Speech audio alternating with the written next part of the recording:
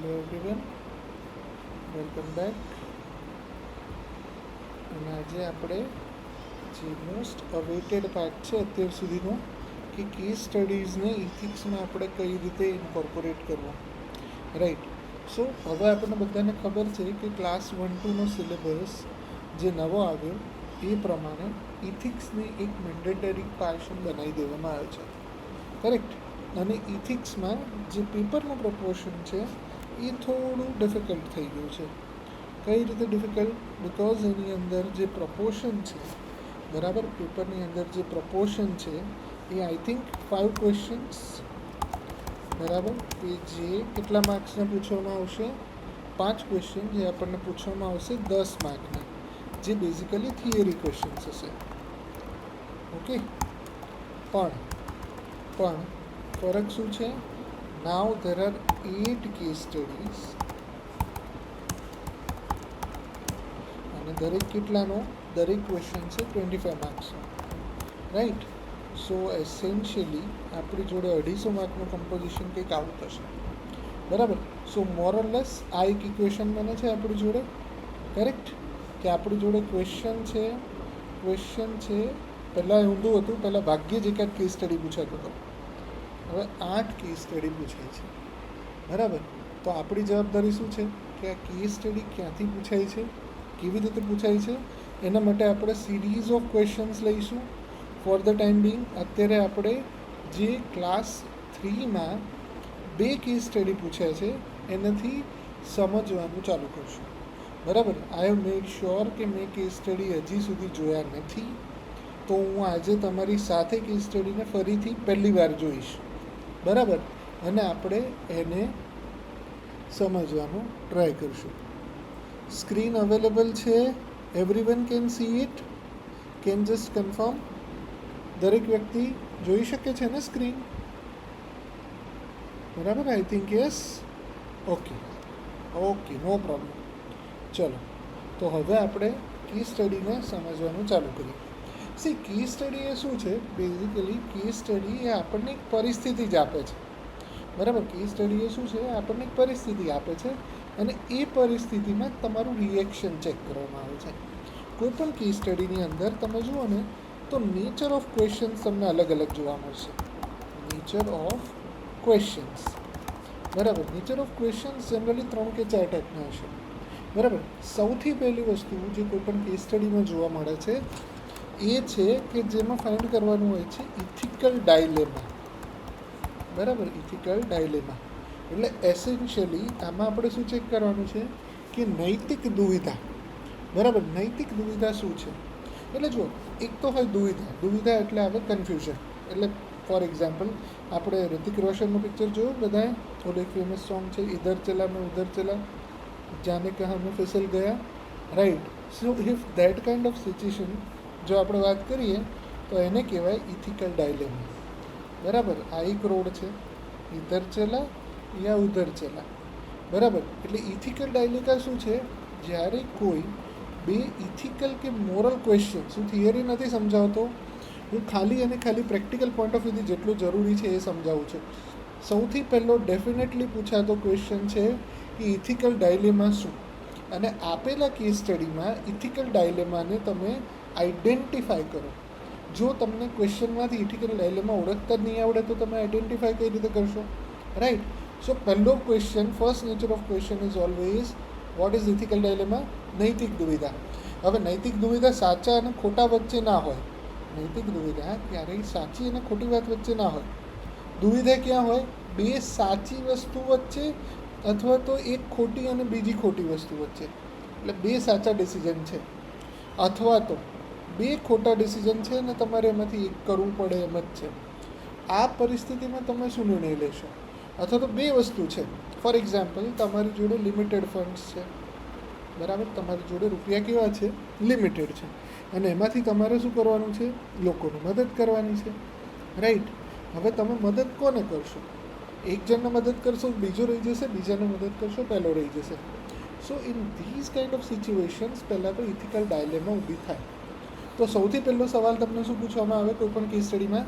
Ethical dilemma કઈ છે, અથવા તો તમારી સામે કયા પ્રકારના પ્રશ્નો ઉદ્ભવે છે, કે કઈ બે નૈતિક વેલ્યુઓ, નૈતિક મૂલ્યો, નૈતિક પરિસ્થિતિ, નૈતિક ડિસિઝન એકબીજાની સામે ઊભા છે.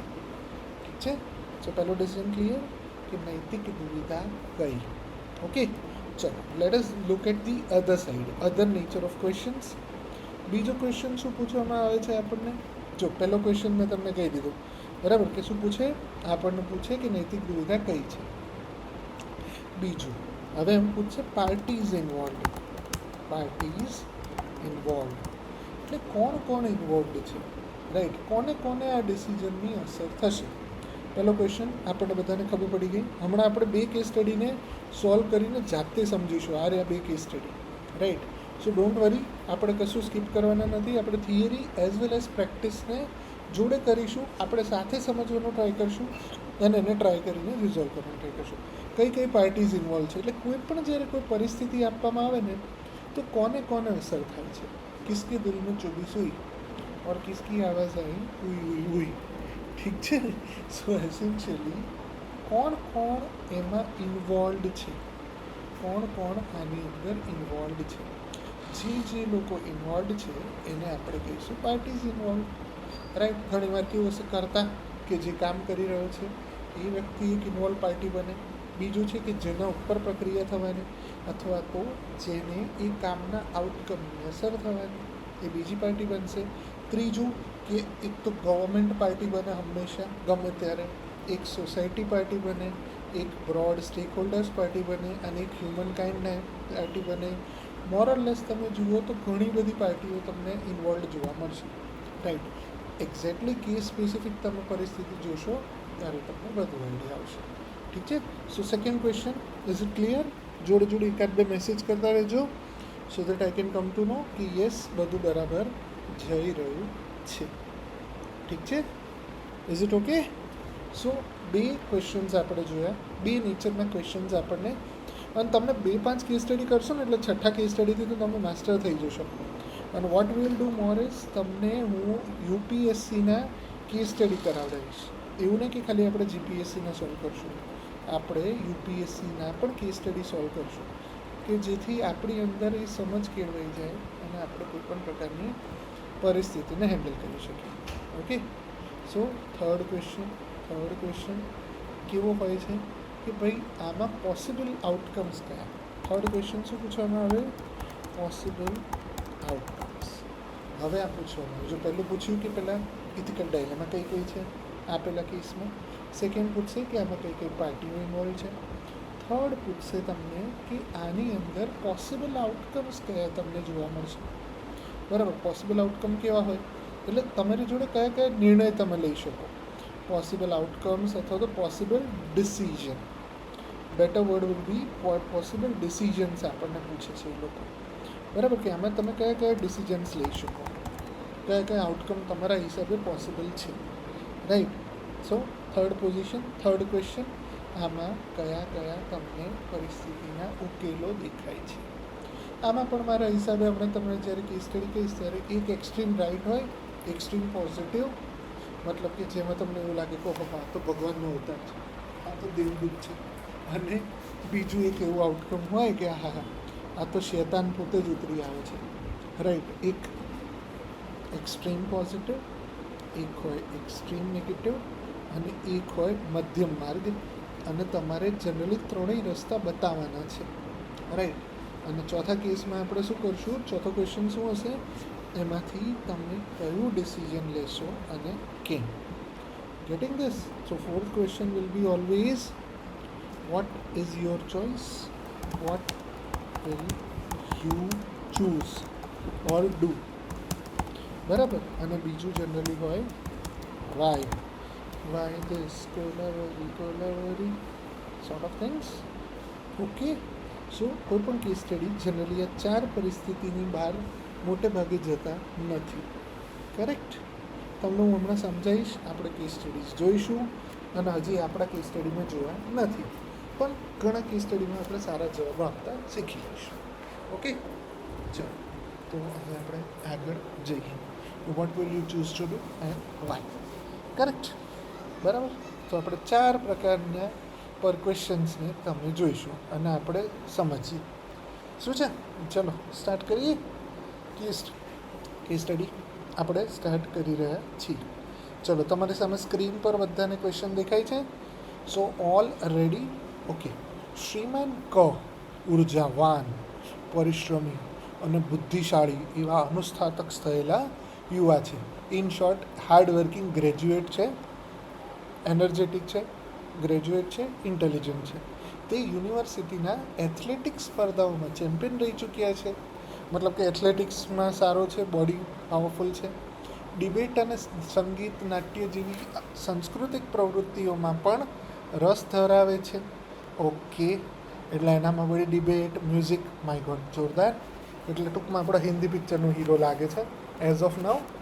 જુઓ, જ્યારે તમે વાર્તા વાંચતા હોય ને એ રીતે કેસ સ્ટડીને જુઓ તો તમને એની જગ્યાએ પોતાને મૂકતા સમજાશે અને તમને એના નિર્ણયો પણ સમજાશે. શ્રીમાન ક એટલે કે જે મિસ્ટર કે છે, બરાબર, એ જાહેર સેવા માટેની સ્પર્ધાત્મક પરીક્ષામાં ઉત્તમ ગુણ સાથે પાસ કરી અને કોઈ જાહેર સેવાની મોટી કચેરીમાં જોડાયા પણ છે. વાહ વાહ વાહ, સોને બે સુહાગા. બરાબર કે ભાઈ તમારી જેમ તમે એકદમ એનર્જેટિક, પાવરફુલ, ઇન્ટેલિજન્ટ છો, બરાબર, એથ્લેટિક્સ છે, તમારી અંદર ફિઝિકલ એબિલિટી છે, ડિબેટ સારી છે, મ્યુઝિક સારું છે અને તમે વળી ક્લાસ 1 બની ગયા છો, કોઈ જાહેર સેવાની મોટી કચેરીમાં છે. હવે તમે જોડાયા પછી તમને ખ્યાલ આવે છે કે અહીં સાથીઓમાં પરસ્પર વિશ્વાસ ખૂટે છે. બરાબર, લોકોની વચ્ચે વિશ્વાસ નથી. કેટલાક લોકો જાતિ, સમુદાય અંગે ભેદભાવ અને પરસ્પર દ્વેષ ધરાવે છે. ઓકે, એટલે કાસ્ટિઝમ જોવા મળે છે, ડિફરન્સિએશન જોવા મળે છે, જેલસી, બરાબર. અને વળી કચેરીના વડા અને તેમના અમુક મળતિયા કર્મચારીઓ ભ્રષ્ટાચારમાં ઓતપ્રોત છે. બરાબર, એટલે તમને વળી એ ખબર પડે છે કે ઓકે, આ તો ભાઈ લ્યો આપણો બોસ જે છે એ જ ભાઈ ભ્રષ્ટાચાર કરે છે, કરપ્શનમાં છે. શ્રીમાન કને તેમના સમુદાયના લોકો બીજા લોકો અંગે કાનબંબેરણી કરે છે.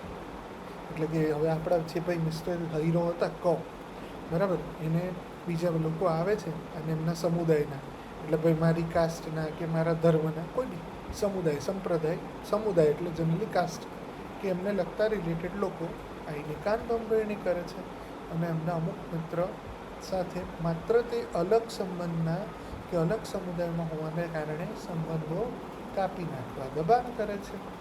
ઓકે, કે ભાઈ તમારે આ જોડ વાત કરાય ને આ જોડ ન કરાય. કચેરીના વડા પણ તેમને પ્રલોભન આપી પોતાની સાથે ભ્રષ્ટાચારમાં સામેલ કરવા પ્રયાસ કરે છે. મને કેમ એવું લાગે છે કે મારી જૂની કચેરીની કે કોઈ પણ સરકારી કચેરીની આઈડિયલ પરિસ્થિતિ બતાવે છે. એનીવે, ચલો, એટલે બોસ બી ઈચ્છે છે કે ભાઈ તમે અમારો પાર્ટ બની જાઓ. શ્રીમાન ક નવા સવા જોડાયા હોવાને કારણે મૂંઝવણ અનુભવે છે. બરાબર, સીધી વાત છે. અને ટ્રસ્ટ મી, આ બધી જ પરિસ્થિતિ કદાચ તમે ફેસ કરશો જો તમે ઓનેસ્ટ અને ઉપર લખેલી પરિસ્થિતિ ધરાવતા હોવ તો may be this will be your genuine dilemma. એક બાજુ તેમને ડર લાગે છે કે એક રાષ્ટ્રભક્ત યુવા નેતા તેમને તરીકે રાષ્ટ્રભક્ત યુવા તરીકે, મતલબ you are nationalist and at the same time યુવા, તમે યંગ છો, તમારે કશું કરવું જોઈએ. પણ બીજી બાજુ તમને એવું છે કે હા, હું તો એકલો પડી ગયો હતો, અથવા તો કોઈ મને ષડયંત્રનો ભાગ બનાવી અને મારી જોબ જતું રહે એવું કંઈ કર્યું તો, રાઈટ. શ્રીમાન ક પરિસ્થિતિનો બરાબર અભ્યાસ કરે છે અને કશુંક કરવા કમર કસે છે. બરાબર, ઠીક છે. સો એને તમને એક ટેન્ટેટિવ ડાયરેક્શન પણ આપી દીધું कि एने मस्त कमर सीट बेल्ट बांध दिया है और गाड़ी चलाने के लिए तैयार है. श्रीमान को परिस्थितिનો બરાબર અભ્યાસ કરી અને કશુંક કરવા માટે કમર કસે છે. શ્રીમાન કના વ્યક્તિત્વ અને દર્શાવેલી પરિસ્થિતિને ધ્યાનમાં લેતા તેમણે કયા કયા વ્યવહારુ પગલાં લીધા હશે. બરાબર, જો મેં તમને કીધું તો પોસિબલ ડિસિઝન જ પૂછશે. મેં તમને કીધું તો જો ટ્રસ્ટ મી, જનરલી તમને આ ત્રણમાંથી જ એક પૂછશે. અહીંયા શું આવ્યું? પોસિબલ ડિસિઝન, કયા પગલાં લેશે. ઠીક છે, કયા પગલાં લઈ શકે, કયા પગલાં લીધા હશે. અને જુદા જુદા સંજોગોમાં જુદા ત્રણ સંજોગો, હજી જો મેં ભૂસ્યું બી નથી. એક હશે એક્સ્ટ્રીમ પોઝિટિવ, એક હશે એક્સ્ટ્રીમ નેગેટિવ અને ત્રીજું હશે વચ્ચેનો માર્ગ. કોઈ પણ 3 પગલાં સંજોગોમાં તેમણે લીધેલા પગલાં અને તેમના પરિણામોની ચર્ચા કરો. બરાબર? ક્લિયર? બહુ સિમ્પલ છે. જો અહીંયા તમને પહેલો અને બીજો ક્વેશ્ચનનો જવાબ આપી દીધો છે. ઇથિકલ ડાયલેમા એમણે તમને જણાવી દીધી. કઈ છે ઇથિકલ ડાયલેમા? જુઓ, ઇથિકલ ડાયલેમા એ આ રહી. એક બાજુ એમને એવું લાગે છે કે મારે કશું કરવું જોઈએ અને બીજી બાજુ બીક લાગે છે કે ભાઈ આમાં હું ફસાઈ ગયો હતો. પણ આ છે ને ઇથિકલ ડાયલેમા ડાયરેક્ટ ના થાય. ચલો હું તમને બધાને પ્રશ્ન પૂછું કે તમને આમાં પહેલા પ્રશ્નનો જવાબ આપો. આ પરિસ્થિતિમાં મિસ્ટર ક સામે કઈ ઇથિકલ ડાયલેમા છે, કઈ મોરલ વેલ્યુઝ એકબીજાની સામે આવી જાય છે? Can you just provide your response in comments કે જેથી આપણે એકબીજાના ઓપિનિયન જાણી શકીએ. તમારા હિસાબે શું છે? ચલો મને કહો. જસ્ટ પ્રોવાઈડ મી આન્સર. બરાબર? ચલો જેટલું ઇન્ટરેક્ટિવ રહીશું એટલી આપણને મજા આવશે. શું લાગે છે તમને? Come on fast. પહેલો ક્વેશ્ચન મારો સમજાયો. મારો ક્વેશ્ચન બહુ સિમ્પલ છે, જે અહીંમાં નથી પૂછ્યો પણ હું પૂછું છું. તમારી આ સંજોગોમાં ઇથિકલ ડાયલેમા શું છે? તમારી કઈ વેલ્યુઝ એકબીજાની સામે આવી ગઈ? અને વેલ્યુઝ સામે આવે, આઉટકમ સામે આવે, નૈતિક પરિસ્થિતિ સામે આવે. બરાબર? કોઈ જવાબ આપવો છે? Tick tick 1. કોઈ જવાબ આપવો છે? Tick tick 2. ઓકે, ચલો હું જ જવાબ આપું. રાઈટ, ધીમે ધીમે તમે મારી સાથે આવી જશો. ઓનેસ્ટ રહેવું કે ઓફિસ હેડ સાથે જોડાઈ જવું. તો મતલબ આ ભૂમિ આર રાઈટ. બરાબર? પણ એ વેલ્યુ બતાવો. Value yes. Honesty and integrity versus peer pressure. એક બાજુ પિયર પ્રેશર છે, બરાબર, ફિયર ઓફ આઇસોલેશન, બરાબર, વર્સિસ લોસ ઓફ ઇન્ટિગ્રિટી. બરાબર? એક્સેપ્ટિંગ યસ, અંતરાત્માનો અવાજ અને કરપ્શન. એટલે inner value system or integrity versus accepted normal. Right? સત્યનિષ્ઠ વર્સિસ કરપ્શન. યસ, બધા લોકો તમને સમજવા માંડે. કરેક્ટ? Very nice. તો પહેલો પ્રોબ્લેમ આપણને સમજાયો. ઘણી બધી વેલ્યુઝ એકબીજાની સામે આવી રહી છે. રાઈટ? તો જો બહુ જ ઇઝી કેસ સ્ટડી છે આ તો. આઈ થિંક કેક વોક કહેવાય. પ્રોબ્લેમ શું છે એનો જવાબ અઘરો છે.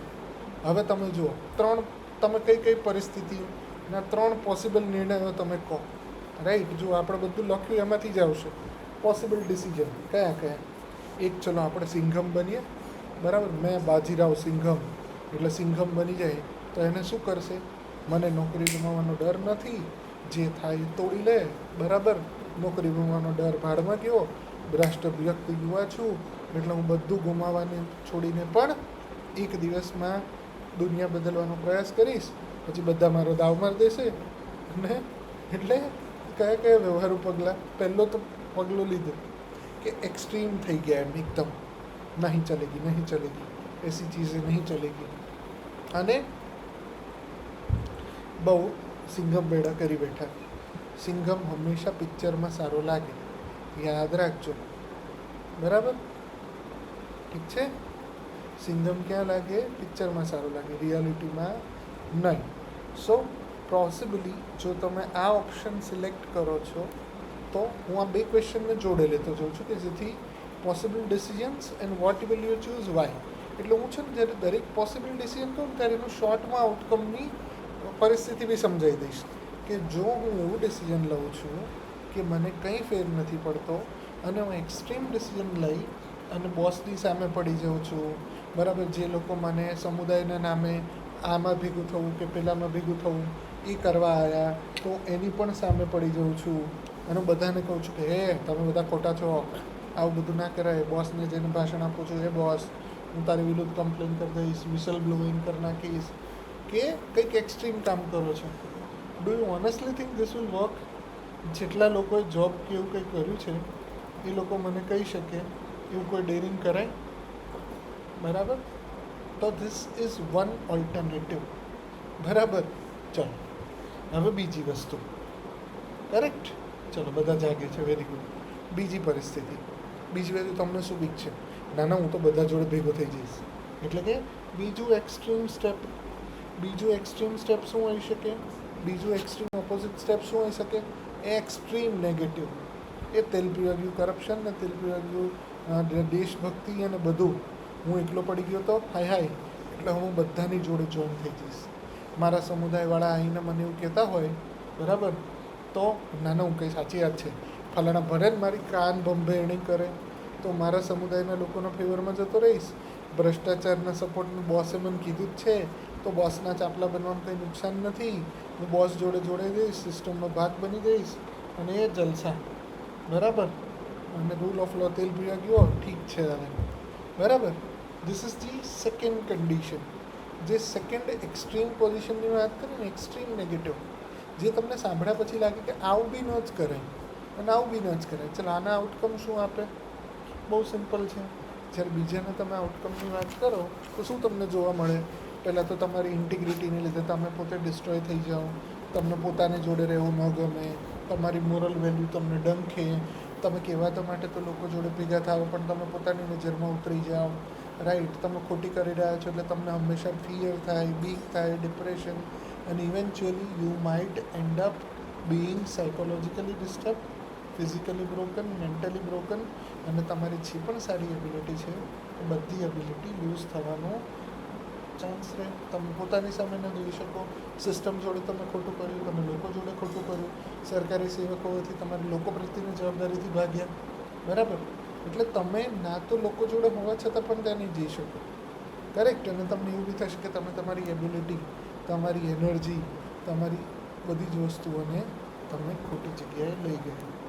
તો ખરેખર શું કરવું જોઈએ? તો કે કોઈ પણ હિન્દી પિક્ચરની સ્ટોરીની જેમ તમારો મધ્યમ માર્ગ અથવા તો બુદ્ધાનો મધ્યમ માર્ગ યુઝ કરવો જોઈએ. મધ્યમ માર્ગ શું કહે છે? પહેલાં તો તમે બધાને હાથ જોડીને કહી શકો કે ના ભાઈ, તમે બરાબર છે તમારી વાત, કોઈને મોઢા પર ના કહેવાય, બરાબર, સિંહને ના કહેવાય કે તારું મોઢું ગંધાય છે. સો પહેલી વસ્તુ, બોસને બહુ દોઢા ના થવાય. બરાબર. ભલે બોસ મળતિયામાં સાથે ભ્રષ્ટાચાર કરતા હોય, પહેલાં તો પોતાને અલગ કરી દો. અલગ એટલી રીતે કરો કે જેથી તમે એના વિરોધમાં પણ નથી, એના સપોર્ટમાં પણ નથી. ઘણીવાર એવું થાય કે આપણને એવું લાગે કે ના એનાથી પરિસ્થિતિ ભાગવાની વાત છે. નહીં. હવે તમે બીજું એવું વિચારો કે ઘણા લોકો એવું વિચારે વિસલ બ્લોઈંગ કરાય, પણ વિસલ બ્લોઈંગ જેની સામે કરશો, બરાબર, એ હાયર ઓથોરિટીની તમને આઈડિયા છે, તમે નથી, તો તમે પહેલાં ધીમે ધીમે લોકોને સમજો. બરાબર. અને આઈડિયલ રસ્તો શું હોય કે કોઈ ગ્રુપનો ભાગ ન બનો અને દરેક ગ્રુપનો ભાગ બનો.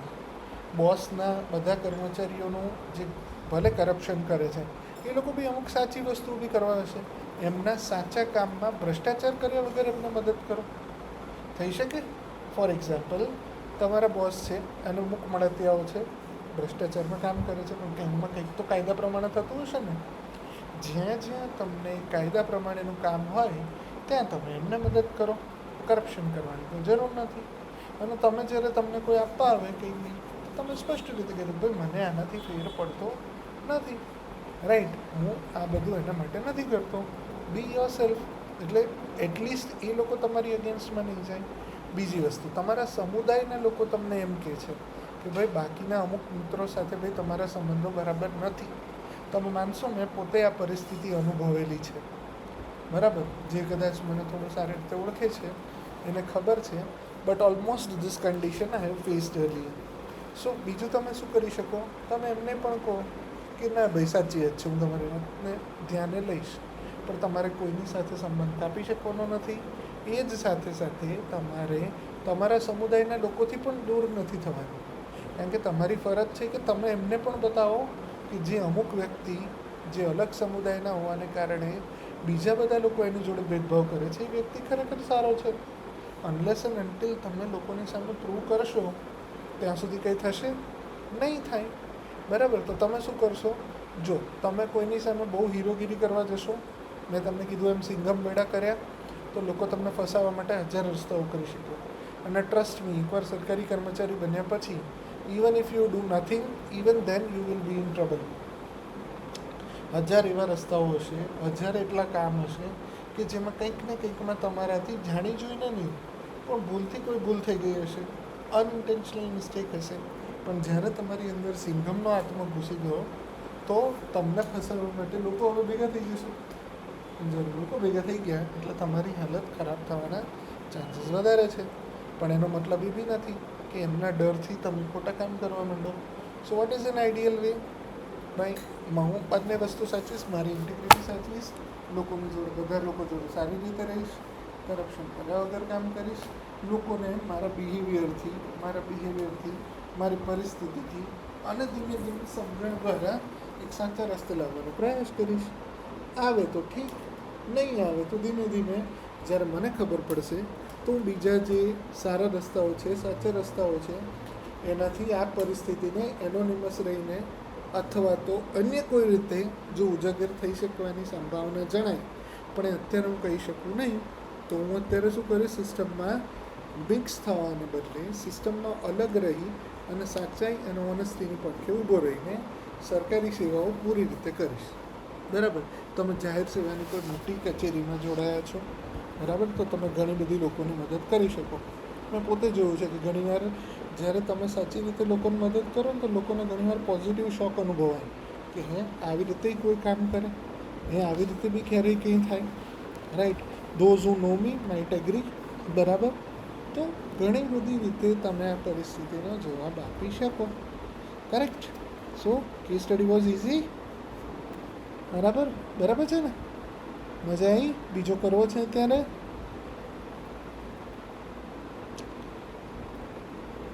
યસ? ચલો. સો આઈ થિંક કે આ રીતે તમે ક્વેશ્ચનને બેલેન્સ રીતે કરી શકો. મેં જ કી સ્ટડી અત્યારે જ વાંચ્યું છે. ઓકે, ચાલો. ફરી પાછું 4 પ્રકારના ક્વેશ્ચન. ઇથિકલ ડાયલેમાં કઈ કઈ છે, કઈ પાર્ટીઓને અસર થાય, કયા 4-5 રસ્તાઓ, અને તમે શું કરશો અને કેમ. ઓકે, ચલો, let us read the another key study. Kumari A એટલે હવે બીજી એક લેડી છે. કુમારી અ, પહેલો એક મેલનો કેસ, હવે એક ફિમેલનો કેસ. Very nice. કુમારી અ નાના ગામડામાં ઉછરીને મોટા થયા છે. તેમણે બાજુના શહેરની સારી ઉચ્ચ શિક્ષણ સંસ્થામાં ભણી અને સ્નાતક થયા છે. લખવાનું ફોર્મેટ આ જ રીતે સિમ્પલ. મેં તમને કીધું એ જ રીતે મેં તમને જે રીતે 4 કેસ સ્ટડી સમજાયા, અહીંયા ભલે નથી પૂછ્યું, પહેલા પેરેગ્રાફમાં આટલું તો લખી શકાય. તમારે 20 માર્કનો કેસ સ્ટડી છે ક્લાસ 1-2માં. સો મોસ્ટલી તમને આ 4 પ્રશ્ન પૂછ્યા જ હશે. ન હોય તો આને સમરાઇઝિંગ કહી દો, ચાર્ટથી બતાવી દો, આવી રીતે ગ્રાફ દોરીને સમજાવી દો. રાઈટ? સ્ટેક હોલ્ડર્સને તમે લખી શકો, પણ એ જ્યારે ડાયરેક્ટલી ન પૂછ્યો હોય તો એને પોતાના થર્ડના આન્સરમાં જે પૂછ્યું હોય ને કે દરેક પરિસ્થિતિના આઉટકમ શું આવે એમાં લખી દો. એ તમારી લોકોની જવાબદારી છે. બરાબર? તમારી સમાજ પ્રત્યેની જવાબદારી છે. એના માટે હું જવાબદાર છું, એના માટે હું સરકારી કચેરીમાં આવ્યો છું, તો મારે એ તો પૂરું કરવું જ પડે ને. સમજાય? એટલે તમારે એ રીતે ઇન્ટેલિજન્ટલી બધું મિક્સ કરવાનું કે જેથી તમારે જે કહેવું છે એ કહેવાય જાય. આ 4 પ્રશ્નોનો જ્યારે જવાબ તમે આપેલો હશે ને, ટ્રસ્ટ મી, નો બડી can reduce your marks. Right? ચલો, આપણે બીજો કેસ સ્ટડી. કુમારી અ નાનકડા ગામડામાં ઉછળીને મોટા થયા છે. બાજુના શહેરની સારી શિક્ષણ સંસ્થામાં ભણી અને સ્નાતક એટલે ગ્રેજ્યુએટ થયા છે. તેજસ્વી અને મહેનતુ, બ્રાઇટ એન્ડ હાર્ડવર્કિંગ હોવાને લીધે અભ્યાસકાળ દરમિયાન તેમના અધ્યાપકોમાં પ્રિય રહ્યા છે. એટલે ટીચરના ફેવરેટ.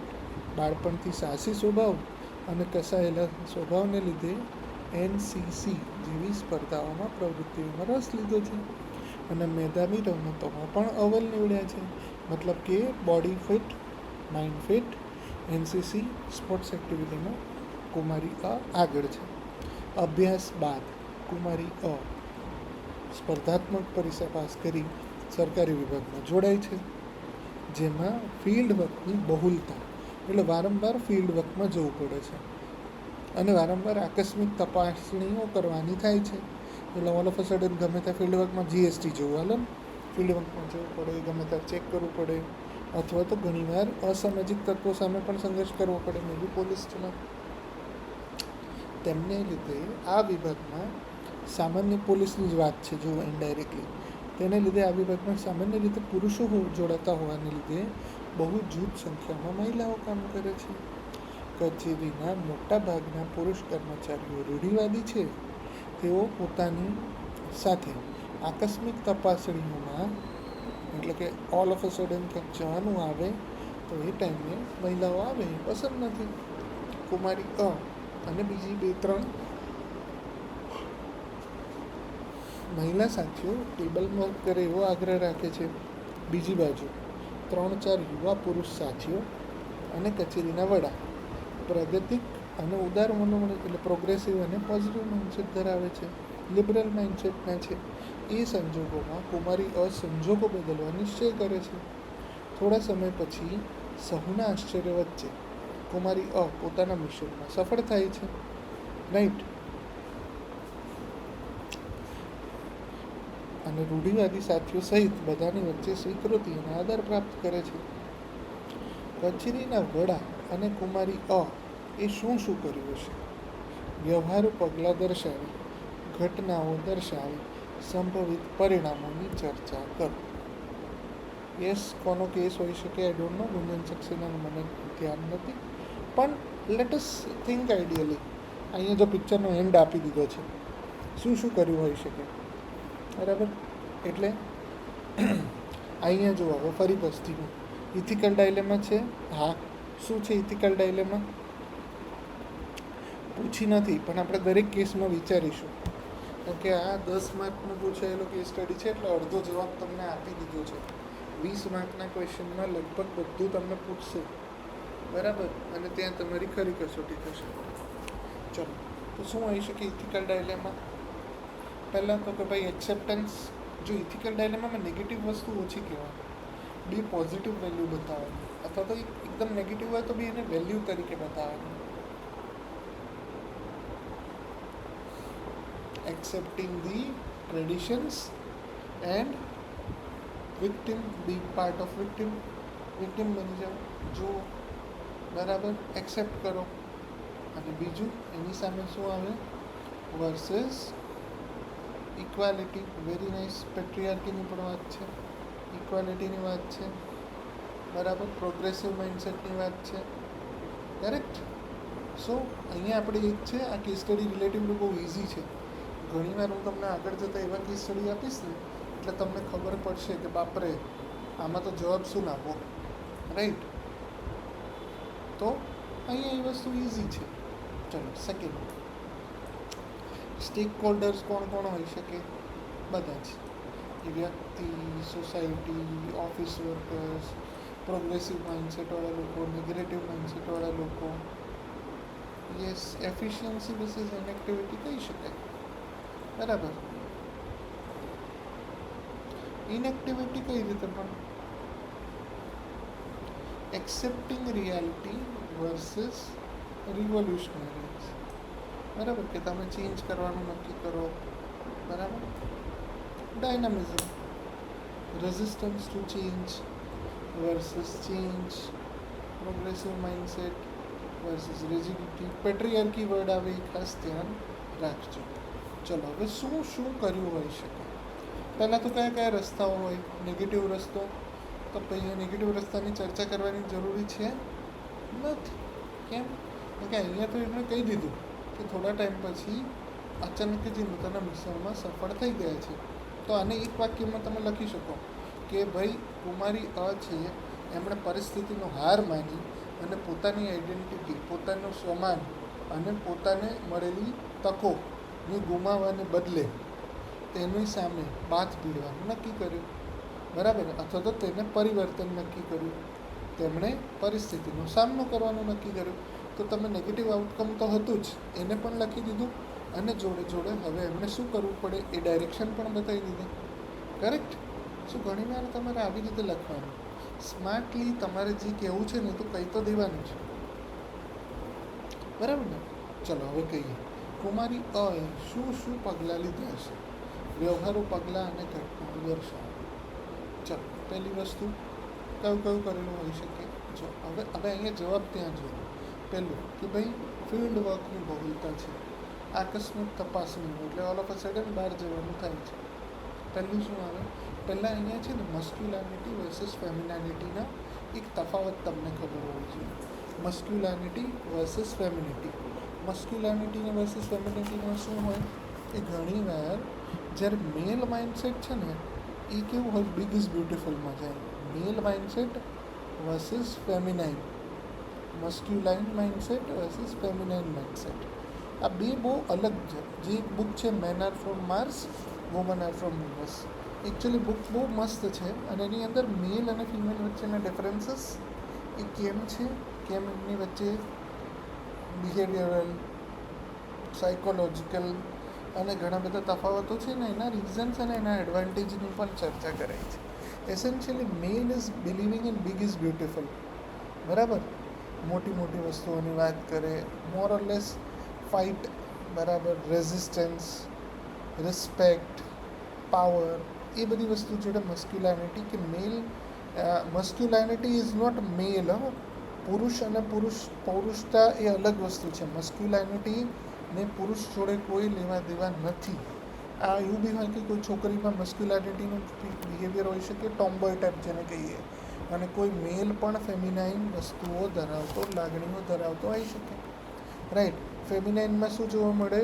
માઇક્રો ડિટેલિંગ જોવા મળે, સેન્સિટિવિટી જોવા મળે, પરિસ્થિતિમાં બહુ જ મેચ્યોરિટીથી, ન્યુટ્રલી, સેન્સિબલી બિહેવિયર કરવાની વસ્તુઓ જોવા મળે, બરાબર. પરિસ્થિતિનો સામનો કરતી વખતે એની અંદર એક ઇમોશનલ સિમ્પથી, એમ્પથી, કમ્પેશન, આ વેલ્યુ ડિફોલ્ટ મેલ કરતાં વધારે જોવા મળે, કરેક્ટ. સો તમારી જોડે એક ડિફોલ્ટ ડાયરેક્શન અહીંયાથી મળે. પુરુષો શું ઈચ્છે છે? પેટ્રિયાર્કી. તો અહીંયા સિમ્પલ તમે એવા કેટલાક એક્ઝામ્પલ બનાવી શકો? કયા કયા? કે ભાઈ ઘણીવાર જ્યારે પરિસ્થિતિમાં તેઓ બહાર ગયા હશે, કે જો અહીંયા પૂછ્યું છે કે ભાઈ ઘટનાઓ અમુક દર્શાવો, તો એવી ઘટનાઓ બી હોય કે જ્યાં ઘણીવાર એ બહાર જાય, લોકો વિરોધમાં હોય, એગ્રેસિવ હોય, પણ કેટલીક ફિમેલ છે તો લોકોનું બિહેવિયર થોડું માઇલ્ડ થઈ જાય, થોડું સૌજન્યપૂર્ણ થઈ જાય, બરાબર. એટલી રૂટથી બિહેવ ન કરે. અસામાજિક તત્વો હોય અને એ પણ જ્યારે ફિમેલના હાથમાં પાવર જુએ તો એમને ખબર પડે કે ના ભાઈ હવે તો અહીંયા બી અમારે બીજા કોઈને હેરાન નહીં કરાય.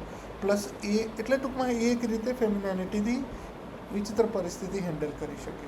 બીજું એકાદ એક્ઝામ્પલ તમે શું કહી શકો કે ભાઈ 3-4 ફિમેલ જ્યારે આવા રિસ્કી અને સો કોલ્ડ પેટ્રિયાર્કીથી ખાલી મેલ રિલેટેડ વર્ક જેને ડિફાઇન કરેલા છે એવી જગ્યાએ કામ કરે તો બીજી વુમનને મોકો મળે, ઇક્વાલિટી મળે, positive motivation, inspiration, role model બધું જોવા મળે.